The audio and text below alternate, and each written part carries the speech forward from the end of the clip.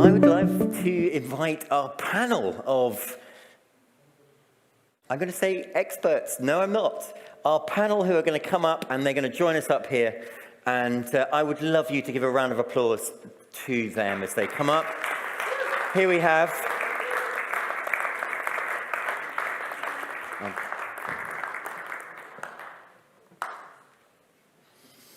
That was a sort of slightly delayed clap at the end there.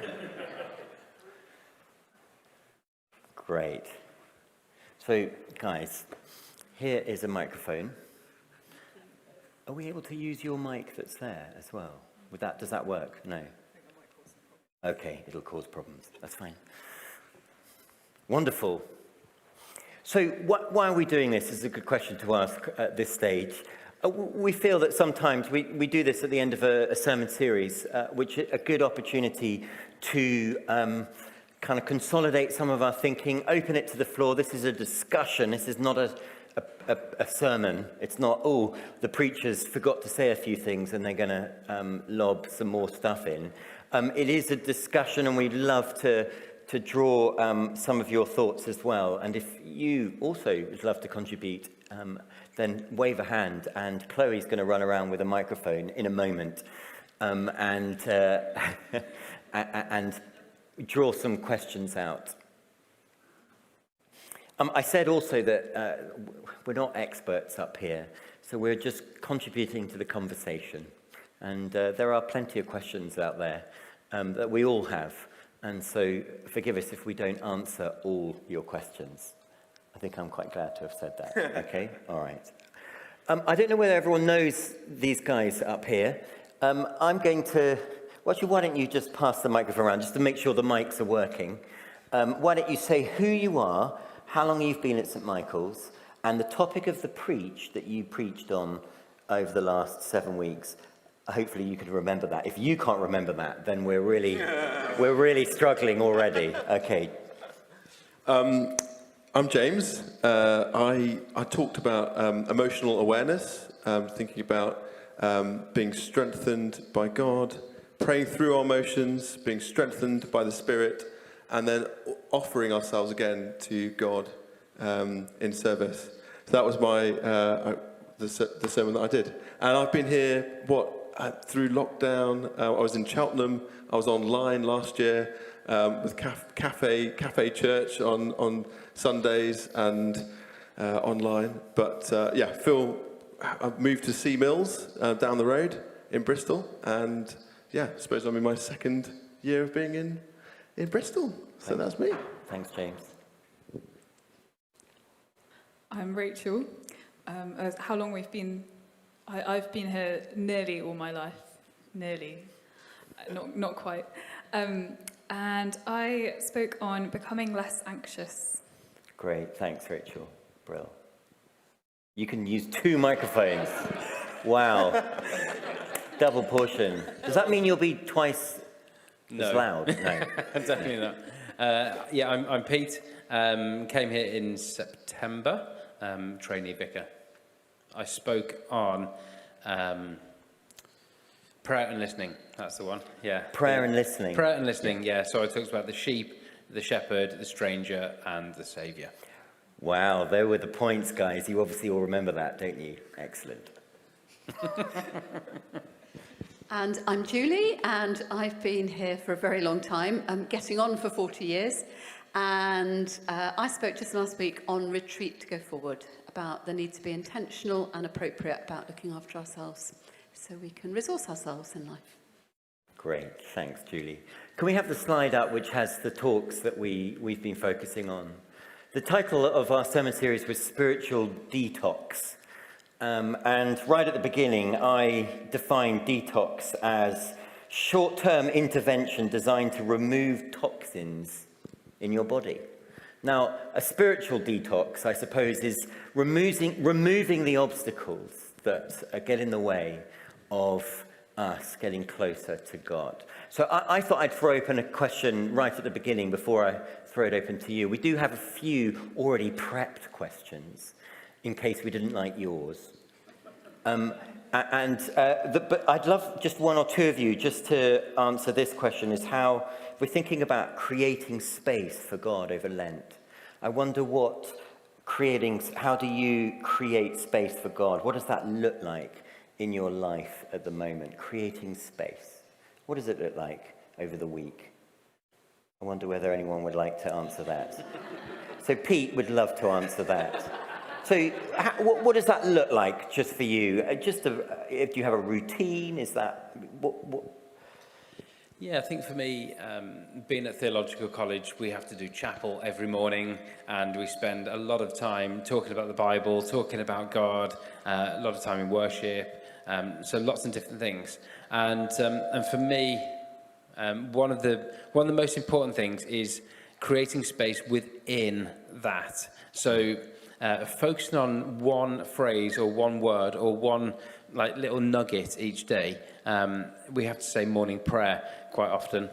I think it's meant to be every day. And it's, I have to say, it's not my style at all. But there's a line in it that says, in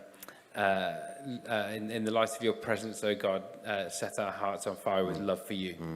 And that phrase, I just focus on every day and think, God, please set my heart on fire for you. And so it's a really small thing. It's not like I'm going, prayer and fasting every day for 24 hours. It's actually just that one little bit. Lovely.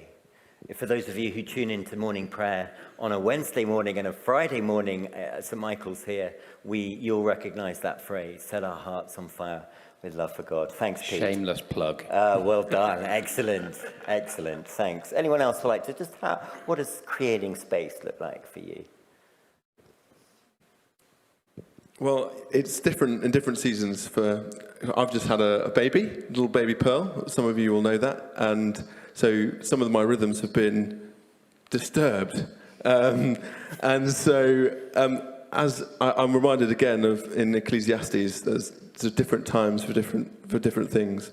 And sort of learning how to sort of juggle a baby or listen to, what I do is listen to a bit of Lectio 365 and have that on in the background and just have her beside me and also just sort of allowing that to just be part of my existence. And so it's been quite, in different times of our lives, we go through different times, don't we? And so just recognizing those different seasons that we're in can be a really healthy way of just going, we're in this sort of bit of chaotic season in this time. So yeah, just encouragement there to notice what kind of season you're in with prayer. I'll pass over. Yeah, Rachel, what does it look like for you? What was the question? Sorry, what? Making space for God in your week. Making space for God. I think for me, I really like being outside, and that actually is a complete escape from all of the distractions that I find, work is inside. I don't know, pretty much everything is inside, and actually I love to kind of go for a walk or go for a run, and it really focuses my mind. I get to kind of listen to birds singing instead of people talking or TV or whatever, and actually I find that a lot easier to help me focus on God and give me some space. Great. Thanks, Rachel. Last, but by no means least. So the thing that came to my mind is, I think it's about my first thought of the day, to be Godward. So very often when I wake, I'll just have a song and I'll use a song to pray. So something like Holy Spirit, you're welcome here. Just something about really inviting Jesus into my day at the very beginning of the day. And then, various moments through the day, being intentional about praying on my own or with others. But I think that was the thing that came to my mind, just that my first thought is for the Lord. That's great. It's a good question for us all. How do you make space for God? And what's the first thought when we wake up? It's a really important one, isn't it? I may have been awake half the night, not necessarily thinking about the Lord, but yeah. Don't dispel it now, Julie. We were all thinking that was permanent. It's both and, but yes. yeah. That's great. Great. Thank you so much. Be good to know, actually, out there right now, whether you have a question. You don't need to say it right now, But is there any out there who've got a question on perhaps on making space for God and making time for him? Don't worry if you don't, because I've got some questions here. We're going to go back to Julie, actually. Julie spoke last week on retreat. And I hope many of you will have heard it. If you haven't heard it, then do. It's still on YouTube and will be, well, forever. Wow, that's a really scary thought. And one of the thoughts, we're so busy, aren't we? There's so much that's going on in our lives. And how can we justify taking a retreat, which I suppose is 2 or 3 days, when we have 1,000,001 things to do? So I wonder whether, Julie, you might be able to answer that. I'll certainly give it a go. So what came to my mind when I was thinking about this is just how the rhythm of retreat is something that God put in at the creation of the world. That whole thing that he worked for 6 days and then he took the Sabbath. And just that whole sense that whether it's how we order our weeks or our years, that actually it's really, really important that we resource ourselves and take care of ourselves so that we can keep going with it. The Sabbath rest, the 1 day, which we're invited, in fact, we're commanded to enter into and to make sure that we receive the benefit of God's wisdom in the way that he set the world up. I don't know if you're familiar with the fact that 1 year in every 7 in the Old Testament, fields were supposed to lie fallow.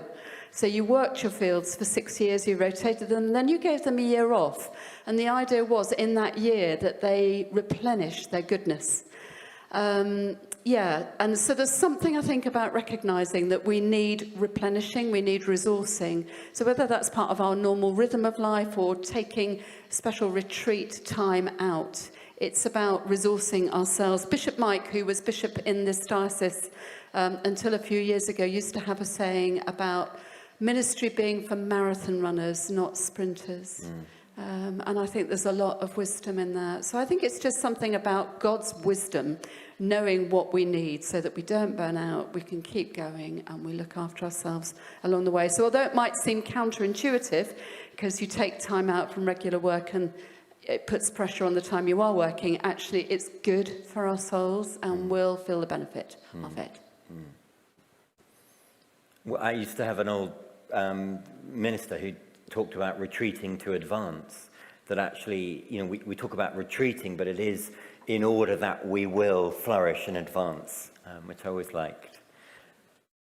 You guys have anything to say on retreating? Anyone here got any questions about retreat? Or what does it look like to go on retreat? That would be great. Wonderful. Can we give Chloe, do you want to grab the microphone? You have to run, but in a sort of risk-assessed kind of way. Okay, excellent. Hello. No, Julie, I just wanted to ask, first time you went on retreat, what were you expecting? And I don't know how to word it other than, was it weird? Like, in a new, unknown kind of thing. So the first time you went on retreat, what was it like? Yeah, so I think the first retreat I did was when I was doing my ordination training. We went to a little retreat house in the Brecon Beacons, and it was a silent retreat. So I've got used to doing silent retreats now, but I must admit the first time I went away on a silent retreat with other people, it was very weird, especially just the whole movement of trying to say pass the custard, without actually saying anything. But this one I went on 2 or 3 weeks ago, there were 70 people on retreat, I think, and we had about 3 days in silence. So you're there, you get into the rhythm of it, of learning how to be in silence together. So it's not for everybody. I think I said last week, I think for me, I really probably prefer to go on retreat on my own. I don't think I'll be going on retreat with 70 people again. I think there's something for me about really being on my own with the Lord that's quite freeing. And then you don't have to be quiet.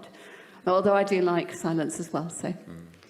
Okay, so yes, it was weird, and I think it's trying it out, but it's... The last night on this retreat a couple of weeks ago, we weren't in silence anymore, and I was aware how much just that interaction with people sort of broke into your thoughts. So there's something about the silence that does enable you, I think, to tune into yourself and to God. So yeah, I think it's a good thing to try. Can I come on the back of that one? Yes, please. Yes, Ross, definitely. It feels really weird. Really, really weird, because you're doing something completely out of the norm. And you're putting yourself in a place that says, God, I want you to speak. And that, for me, I mean, I've been on loads of retreats. And the fact is that they've been all very different. Sometimes it's, I literally go and watch films for 2 days. And I'm like, that's weird. How's that retreat? That's just going watching films, isn't it? But it's actually consciously putting your mind and your heart into God, will you speak in this time? I've been on walks, in the woods and things. But every time I've been on any type of retreat, I can tell that God has spoken. And it might be, I can remember once on a retreat in Derbyshire, I went to do some wrestling with God, and fortunately my hip is still all right. I went to do some business with God. I had a few things going on that I was like, I want some answers, Lord. And every time I said, right, Lord, let's talk, he said, not now. And I'm like, that's really annoying. So I'm getting more and more annoyed. 3 days this went on. I'm getting more and more annoyed. And by the end of the retreat, I packed my car up, slammed the doors, started driving off down the road. And by the time I got home, God had just downloaded something incredible into my life. And it's because I just said, God, I'm here. I want you to speak to me. And that completely transformed my life. I don't know, I can't tell you now what it was that he said, but it was just something of the peace of God, because I put myself into that space. So, yeah, really weird, but good. Pete, with regard to God speaking, how do you discern that it is God speaking and not just you making it up? Yeah, good question. I think, firstly, it's that there's a peace that comes when God speaks. It's not that if you've got this thing in your head and you think, oh, that's just a bit weird, but you don't have peace, it's probably not God. But then secondly, you can back it up with scripture. If it's good, if it's encouraging, if it's building up, then I go, well, take it anyway. But yeah, really learning to recognize the voice of God. And I think sometimes that comes instantly, and other times that comes over years and years and years of listening. Yeah. And I'm just remembering, I don't know whether you heard Pete speaking, but he talked about a moment years ago when you were leaning out of a train and looking, I don't know why you were leaning out of a train. Just for fresh air. For some fresh air. And you audibly heard God say, Pete, stop leaning. Was that an audible voice, or was that a thought voice? Do you know what I'm saying? Yeah. I don't think I'd use the word audible, right, because it wasn't my ears that were hearing. It's not like you guys can hear me now. But it was as close as. I wouldn't be able to know how to say otherwise, other than the fact that God spoke 3 times very clearly, Pete, turn around. Pete, turn around. Pete, turn around. Right, and that was, saved my life in that moment.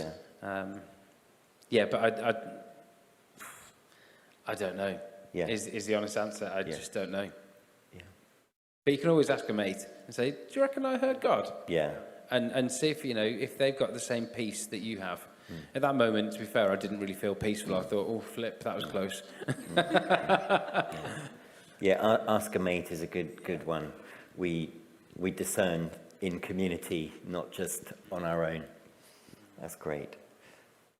Does anyone have any other questions, thoughts, observations around hearing God speak? Chloe is primed and ready. And right at the other end, Mr. I. Taylor. Ian. Bit quicker next time, Chloe. I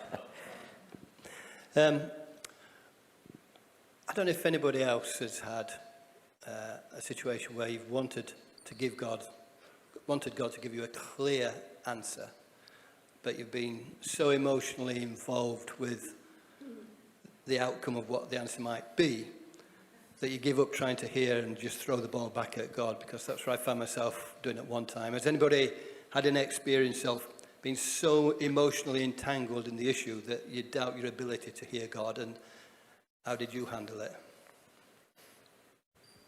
I think it's a really interesting observation. I don't know about you, Ian, or others here, but I find it much easier to hear God for others than myself, for that very reason, that I'm less emotionally kind of connected into it.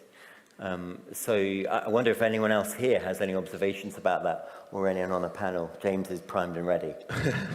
Yeah, that was a really good question about that kind of emotional kind of response and feeling, kind of that overwhelming sense of emotions, trying to discern where God is sort of leading you with a particular issue. I quite often I feel in that place of, Lord, I'm feeling all these emotions. Like, what can I do with them? And once someone said to me, keep using everything, every scrap of wood, keep using it for prayer. And even in the kind of the wrestling and the kind of these emotions that you're feeling, continue to pray through them, and you go towards God with those, and it then redirects you. And well, that's my personal experience of like dealing with emotions and trying to sort of process things with God. And sometimes it's not only emotional, but there's also our processing, our mental processing as well, and being able to journal, to write down, to share with someone that is you're accountable to, someone that you can invite in to pray alongside you, is also something that I found really deeply helpful.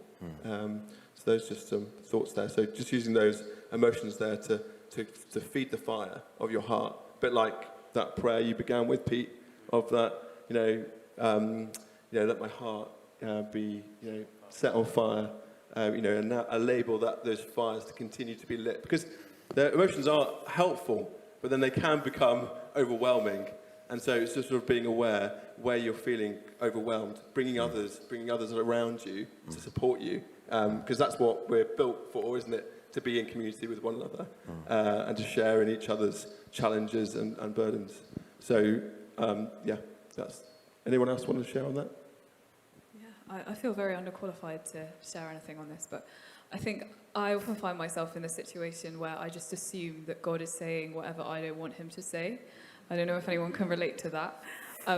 But I think sometimes, and it depends on the situation, but sometimes actually I do feel like God is actually nudging me to take a risk, and it's okay if we make mistakes, depending on the situation. But I think we can view things as like, it's either death or life, and actually it usually isn't. I think the other thing I'd say to that question over there is delegate it out. Like, if you're in the middle of it, get somebody else to ask God. I think maybe that's what you were pointing at. I was just minded of how faith-stretching house moving can be. I don't know if anybody else had that experience where you're desperately wanting to move where you think God might want you to be, and it can be a bit of a wild goose chase along the way. And I remember when we moved into our house over 30 years ago, it was about 2 years, the journey, to when we first put our last house on the market. And lots of twists and turns along the way, but it was one of those things that it was only afterwards that you could look back and really see God's hand on every twist and turn. So it is that whole journeying by faith and trusting that actually if you're seeking God's will, he wants you to be where he wants you to be, even more than you do. And he's well able. We got as far as signing contracts for a house at the far end of the village, and long story short, it didn't work out. And, those of you who know we live very close to here can see why God wanted us to live here.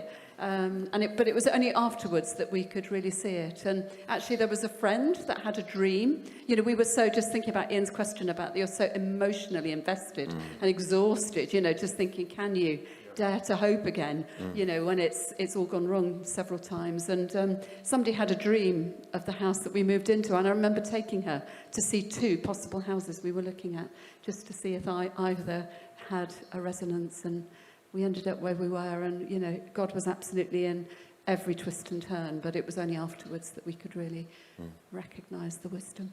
Thank you. It's great. Got some nuggets there, Ian, I think. I don't know about everyone else, but sometimes when one is fixated or preoccupied with hearing God's voice, often for me, it's anxiety or fear or a compulsion to want to control things that stops me. And so I wonder whether now's a good time to think a little bit about anxiety. And I know that Rachel spoke on anxiety. And I wonder whether, Rachel, you might be able to speak into that a little bit, or how can we practically kind of cast our anxieties onto God? What does that look like for you? Be really interesting to hear what you have to say about that. Yeah. So I think actually some of it goes back to what we were saying right at the beginning of this discussion of actually spending time with God, and taking some time to rest in him and spend time with him. It can be so easy to feel like we have to be doing something and progressing and moving forward in everything, and often anxiety makes that feeling even worse. And actually, often we do just need to stop and spend time with God without any pressure to get anywhere or hear anything or do anything. I think often, and kind of practically, that kind of looks like however you spend time with God, however, you know, you guys mentioned some great ways of doing that. For me, I like to go outside and spend some time walking or running, and I think that clears my head and helps me focus on God. But it might be that, like, actually listening to some music, you might want to kind of, I don't know, I find it helpful. We put together a playlist of songs that speak into your anxiety and that speak peace. There's lots of great worship songs. We sung one this evening. That's quite, I find, really helpful for that. Actually, like, not putting pressure on yourself, because I think that is one of the causes of anxiety in my heart, and probably for lots of people. Putting pressure on ourselves. Yeah. Okay. That constant, like, busyness, and I need to be doing something, and I have to. Yeah. Expectations. I wonder if there's anyone out there who has anything to say into that, or a question about worry or anxiety, or how we deal with it, how we can deal with it, or how you do deal with it. Is there anyone wanting to say anything on this? Don't worry, you don't have to. Do not be anxious. Ollie! Quicker. I was quicker that time. Oh, well done. Thanks, Clay. She was running to her father who loves her. It's true. Yes. Just on the question of anxiety, I don't know how other people have felt, but very recently I found that so much of my anxiety comes not necessarily from what's going on in my life, but in the wider world, and in a way that it hasn't in the past. You know, and I can always put a date back to sometime around 2016. There's been a lot of stuff going on since then, and it seems there's one thing and another thing and another thing, and I've had a lot of anxiety out of that rather than the personal stuff. So I'm just wondering how, and especially with the war in Ukraine and the feeling of helplessness, how do we work through that and get rid of that anxiety? Because I find it comes back. Certainly in the last 2 years, that is so relevant, isn't it? That, and one of the things that someone said to me about 18 months ago, and it was really helpful, I've not really talked about it, but they just said, Tom, stop watching so much news. And in a way, one feels that we should be informed and we need to be, but you know, we're at the behest of a 24-hour news machine that is designed for, you know, to get our attention. And we, as disciples of Jesus, we have to curate our own souls. We have to look after our own imaginations.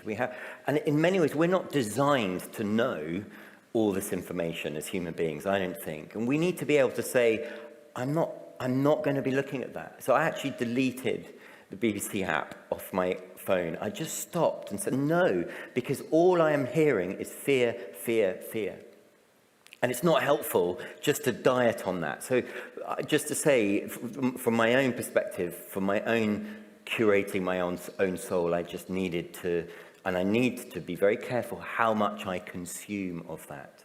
And so I'll read a newspaper and I might watch a little bit of news, but much, much less, because it was not bringing life. It was really, really being destructive to my spirit. So that was just I don't know, other people would respond differently to that. Yeah, that's a really good question. Over the last many years, there's repetitively things that have come in our lives that, whether it's Black Lives Matter movements or whether it's thinking about climate change, climate justice, these things are in our consciousness. And I find, obviously you have all these different kind of emotional responses, but I'm reminded in John 14, 16, I think it is, and it says, I will ask the Father, and he will give you another advocate to help you and be with you forever, the Spirit of truth. And I'm reminded that it's not me that's going to solve all these situations, but it's the advocate. The advocate is one that is fighting and is just and is active, and the Holy Spirit is involved. So it sort of allows at a distance there to go, actually, the helper, the advocate, he's got this. And that might be just some positive thinking sometimes, but actually it's the truth, because it's the Spirit of truth. So just to share that, really, that not feeling that sort of surroundedness that we can sometimes feel, but the Spirit is surrounding us as well, hemming us in, surrounding us in Psalm 139 as well. Yeah.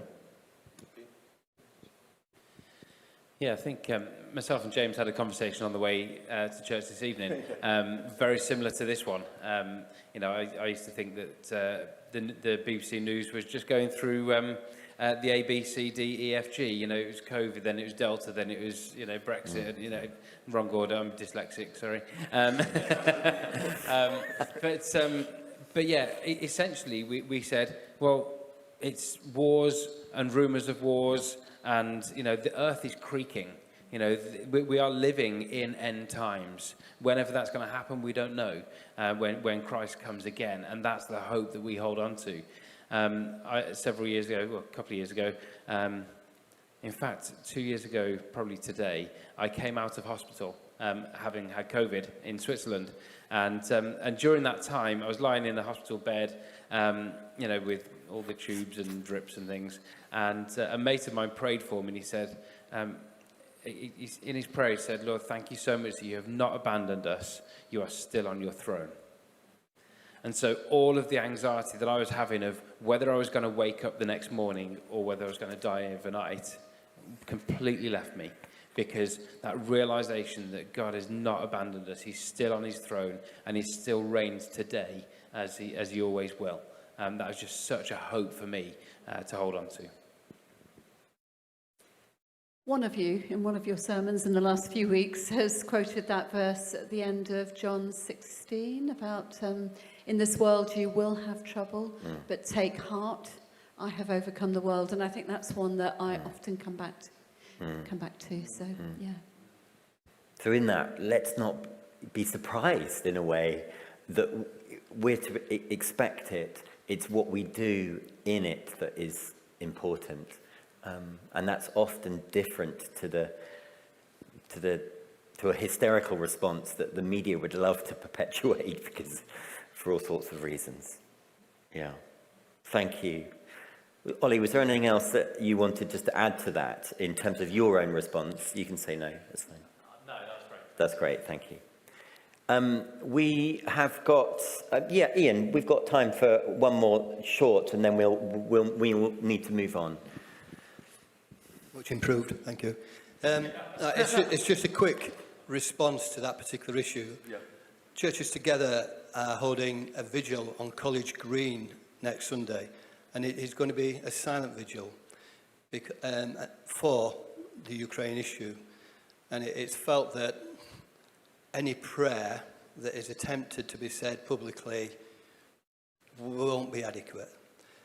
There are people, many people, who just feel completely flawed by the situation, but want to just stand in the presence of God and say, I don't understand. People are dying. I don't understand. And that's where it will be, and the city will be invited because people don't know what to think. They don't know what to say. And I think that's completely normal.